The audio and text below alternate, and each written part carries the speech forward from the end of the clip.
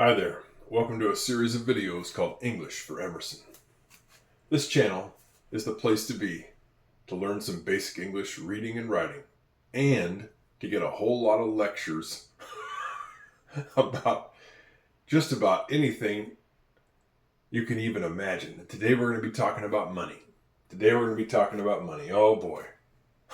This is going to be a can of worms, as the saying goes. Here we go. You need a pen or a pencil and some paper with lines on it going side to side. You know, we've been at the restaurant on this channel. We've been doing a basic English conversation. We've been at the restaurant. We've ordered pizza. We've ordered drinks. We've ordered dessert.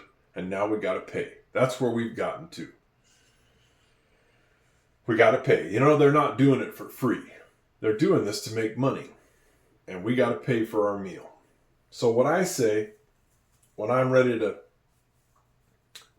pay, when I'm ready to leave, sometimes I'll just see the waitress or the waiter and I'll kind of do this kind of thing. Like I want to write something. That means I want to write my money. I want to sign away. But if I get a chance to say something to them, I'll say, "Can I get the check, please?"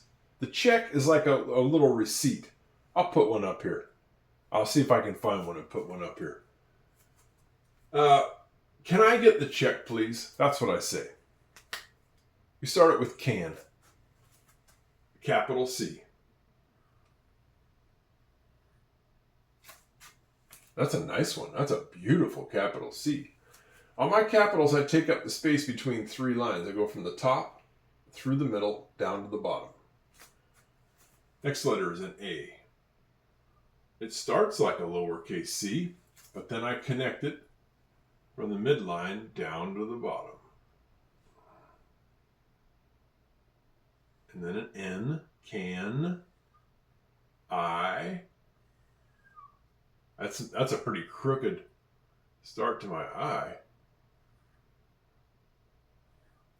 I is the one word that I can think of that's always capitalized. It's interesting why we do that, why we always capitalize the word I. I think it has something to do with a person's sense of self-importance. I think it has something to do with that. But we don't need to go into that whole deal. We don't need to go into that right now. Can I get... Why is that not writing well? There we go. I think my pen might be running out of ink. That'll be fun if it runs out of ink in the middle of a lesson. Oh, it's already my second time doing this. I messed up earlier. Can I get G, E? I think I am running out of ink. Can I get the check, please? Can I get the THE?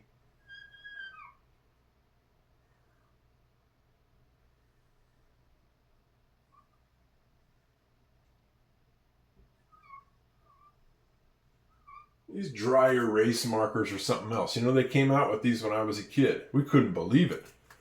You could write on the thing and then just take it right off.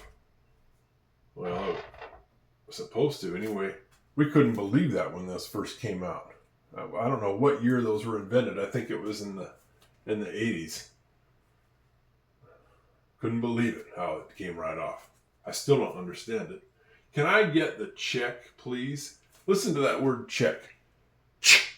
It starts with a CH. CH. Listen to the next letter. Check. Do you hear the short E sound? Check. I hear it. And then check. In this case, the k sound is going to be made by a CK. I wish I could explain why they make it with a CK and not just a K. But I cannot explain it. I don't know why it is. Can I get the check, please? Do you hear the first letter in please? Please. Please. P. Please.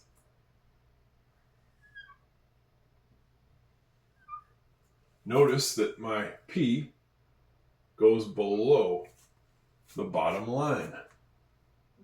It's hanging out down here. Hanging out down there. Can you hear the next letter in please? Please.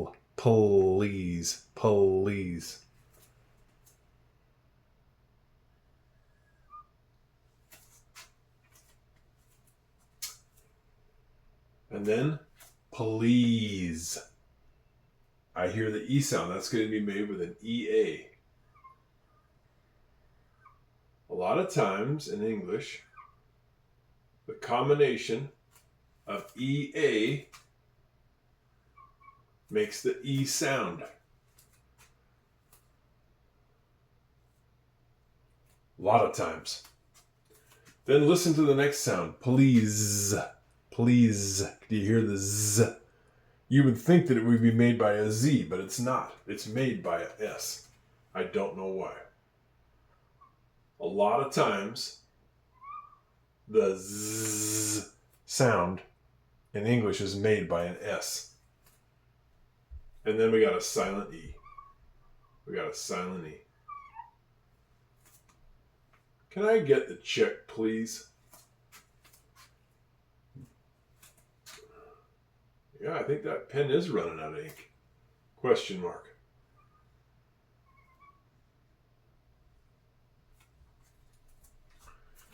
Can I get the check, please? They're going to bring you some kind of receipt. And in the old times, when you asked that, of course, you would then pull out cash money. I don't know how close I need to hold it there. That's Abraham Lincoln on the front. This is $5 American. You would pay with cash money back in the old days. But things have changed. It's very rare to pay with cash nowadays. Usually, in today's world, we pay with this thing called the credit card or the debit card. It is electronic. It just goes straight to your account and adds the money to your account or takes it from your account. You don't usually pay with cash anymore. A lot of payment is done by the phone now. There's an app on your phone that has your credit card stored in your phone. You just touch your phone to their little machine. Ding! And it pays right off the phone. There's no money in the phone, but it's connected electronically to your bank. I would guess that by the time any children who are watching this video, like my little buddy Emerson, by the time they get to be old enough to pay someday, I would guess this will not be a thing anymore. I don't think this will be a thing anymore by then. I think it'll all be done through the phone or some other way. This is becoming ancient and old, kind of obsolete, kind of like money. This is almost, you hardly ever see it anymore. Sometimes, but not most of everything's done by cards and by the phone. Now, this leads me to a little discussion about money. If you think about it, what values does this have? It's just a piece of paper. You can't eat it. You can't wear it. You can't make clothes out of it. What real value does this have? And why does one that has 100 on it have a different value than one that has like this? It has a 5. Well, it's a better 5 on the back. Strange thing, money. The government prints it with a great big printer. And then people spend it. How do they determine how much it's worth? Who sets that value? Like, why is $5 worth can buy a certain amount of stuff? When I was born, $5 was a lot of money. It would be worth like more than $30 in today's money. The value of money goes down over time. In 100 years from now, this probably will be worth almost nothing. The value of money goes down over time. Well, why is that? Well, because the government is always printing more and more and more money. They print it. Well, why do they do that? Well, that's a good question. But to a certain extent, they have to at times. Like, for example, recently, not recently, but a couple years ago, we had that big thing with the virus. And they had to shut everything down to keep the virus from spreading. Everybody had to stay home. People couldn't go to restaurants, couldn't go to hotels, couldn't go on trips, couldn't go to ball games, nothing. Well, naturally, then all the restaurants started to close down. The hotels started to close down. The airlines, they closed down. They quit flying. Everybody lost their jobs.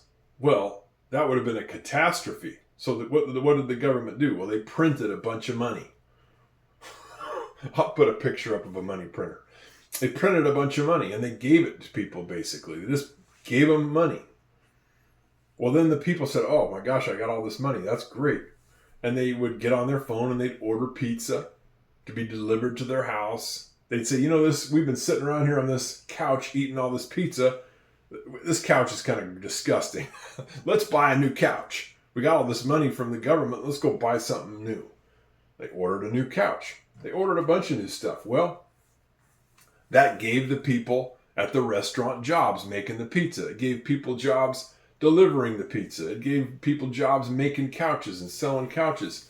It stimulated the economy of the country and kept it from all crashing down. Well, the problem is that by printing all this money and giving it to people, the value of the money that everybody has kind of goes down. It doesn't buy as much as it used to when they print so much of it. I hope that makes sense. That's called inflation. The government prints money. And gradually over time, the value of everybody's money just sort of goes down, down, down, down, down, down, down, down, down. Every different kind of money has different value.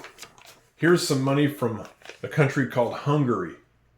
He's got some Hungarian guy on the front. It's 200 Hungarian forints, I think they're called. They're not a dollar, they're a forint, I think.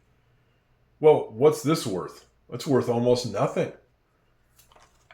It's worth a few cents in American money. Every currency of different countries has different value. And there's people out there whose whole job it is in life is to exchange one currency to another, and they trade it back and forth to try to make a living. If you go to an airport, you'll see a thing called a currency exchange. I might put a picture up here of the currency exchange. You walk in there with your dollars. Let's say this is dollars. Let's say I went to Mexico. They don't have dollars there. You don't buy stuff with dollars in Mexico. You got to use Mexican pesos. So I would have to go to the currency exchange and give them this, and they would give me pesos. It's called a currency exchange. Every country has their own. It's a big deal. I don't even understand it that well.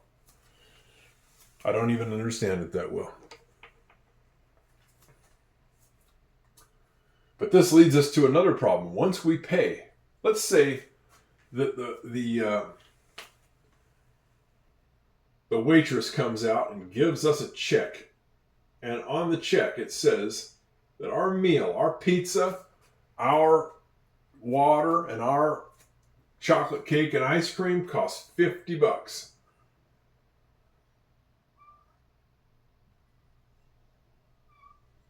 That's a dollar sign.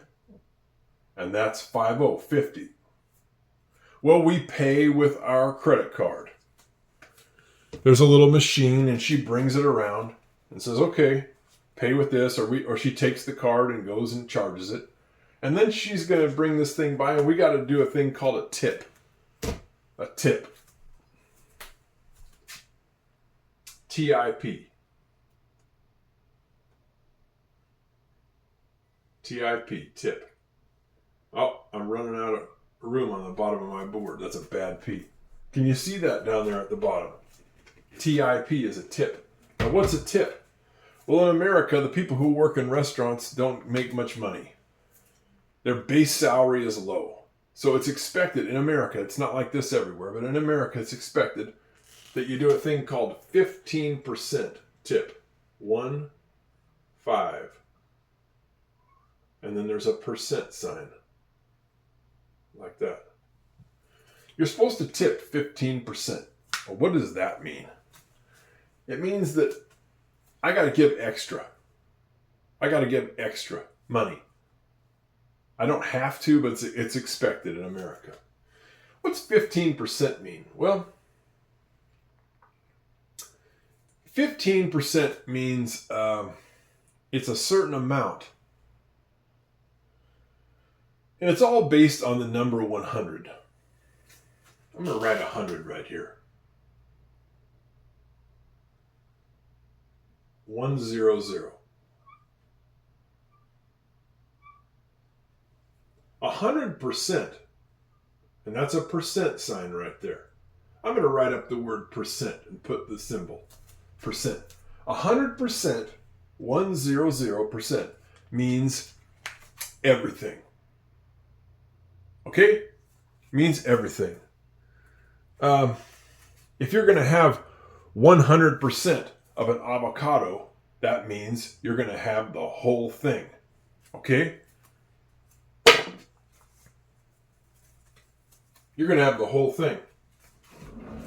Well, how about, I'm going to get in here. How about if I was going to have 50% of an avocado? 50%. Well, 50 is half of 100. So that would mean that I'm going to cut this thing in half. When I have half of an avocado, almost cut myself, that's 50% now. Do you follow me? 50 is half of 100. So 50% is half of the avocado. Well, 15%, 1/5. How much out of 100 would 15% be? Well, 100 is everything. So if I had 15% of 100, that would be 15. Do you follow me? 15% of 100 is 15.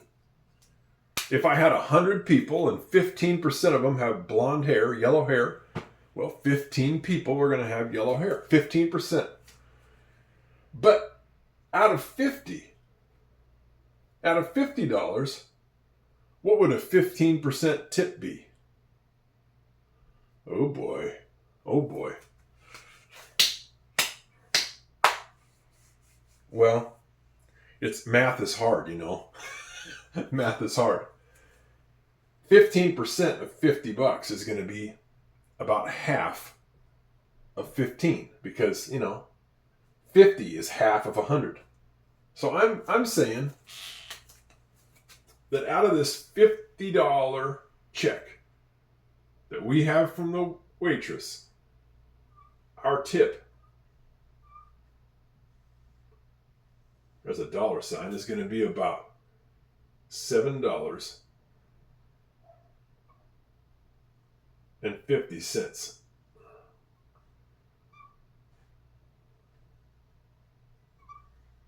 Is that right? Isn't $7.50 half of 15? I think that that's right. I think that our tip for this meal that we have gone to this restaurant and bought, this pizza and chocolate cake and ice cream, I think we're going to have a $7.50 tip. So what's the total charge today at the restaurant? Well, that'll be $57.50. We add the tip onto the $50. Do you follow me? It'd be $57.50. I'm going to write it right here. $57.50.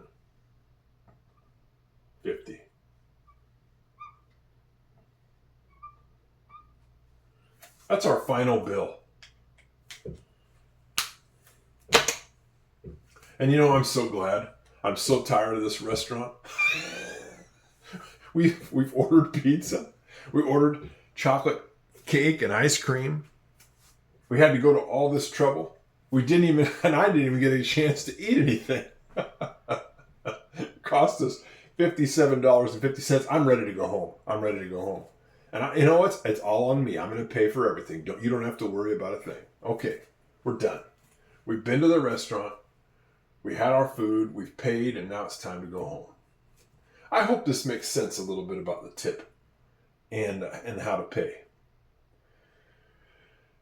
And that's all I've got to say on this edition of English for Emerson. Next time we'll do something totally different. No more restaurants. Ha ha! See you next time. Bye-bye.